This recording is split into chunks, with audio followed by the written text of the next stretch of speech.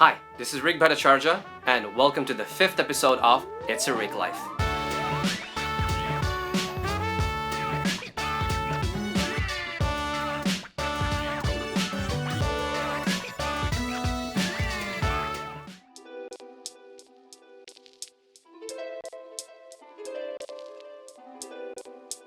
Last week I invited Adonis in Park Extension for our running session. We went to a nearby park called Jari Park.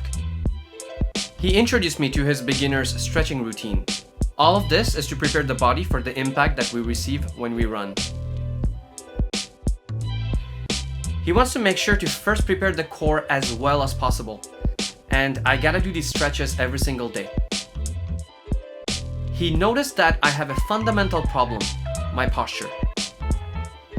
So what Rik has to do is raise his head a bit.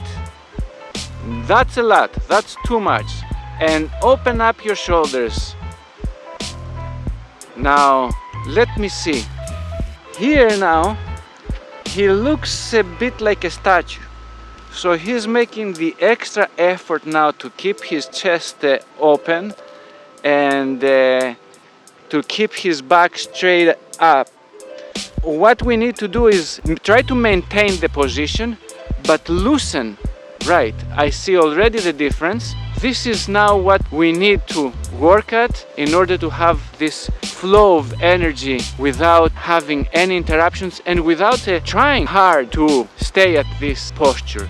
Raise your head a bit, open up your shoulders and your chest, your thorax. So this way, the flow of energy, the flow of oxygen will be uninterrupted and you have greater capacity in order to have this field open.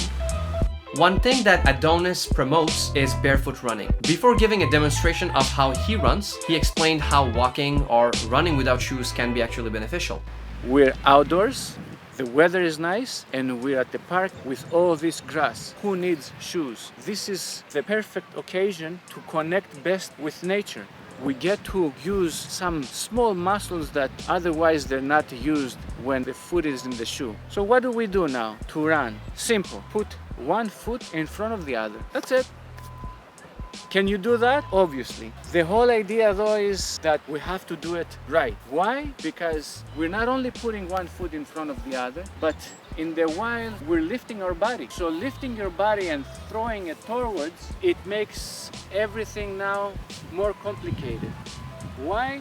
Is because you amplify this weight, and when you land, there is some impact that has a toll onto your system. That muscles, that's your skeleton, that's tendons, that's everything. So what do we do now?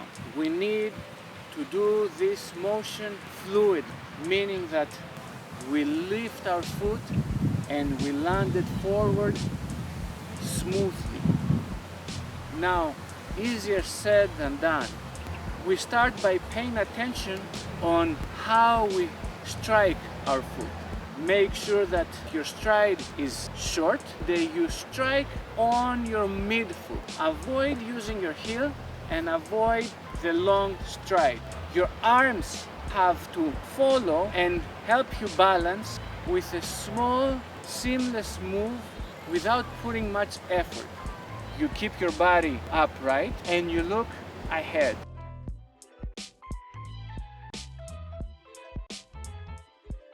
So the proper form of running is when you glide frontwards. So how do you achieve that?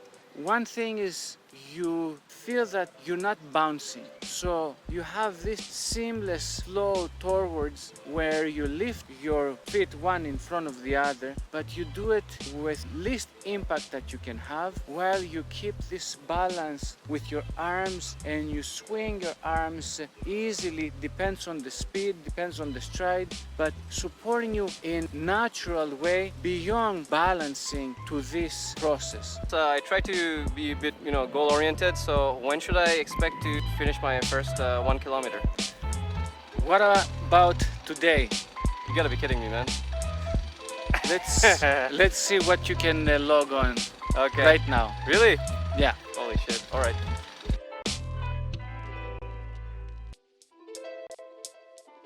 I tried to apply everything I learned from Adonis.